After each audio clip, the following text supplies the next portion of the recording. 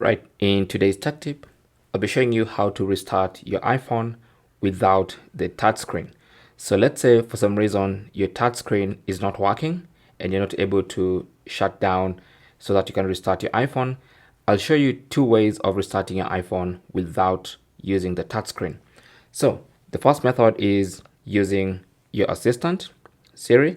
So all you have to do is talk to her and ask her to restart your iPhone. So let's try this. Hey Siri, restart iPhone. Just to confirm, you want to restart this device? Yes. And as you can see, without touching the touchscreen, that's going to restart my iPhone. So that is the first method of doing this. Okay, so let's just wait for that Apple logo to confirm it's restarting. There you go. So that's one way to restart to restart your iPhone without using the touchscreen.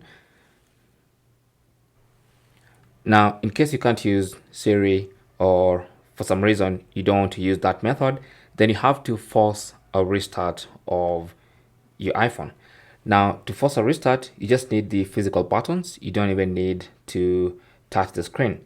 So to force a restart on your iPhone, you press the volume up once, volume down once, and then long press on the side button until your iPhone restarts. Okay, so let's do this together. So I'm just holding with this finger, but you press volume up, then volume down, and then long press on the side button.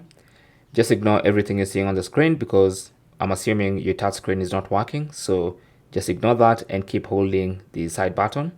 The phone will go dark. Just keep holding until you see that Apple logo. There you go. Now you can release. And that's the second way of restarting your iPhone without the touch screen. Thanks for watching.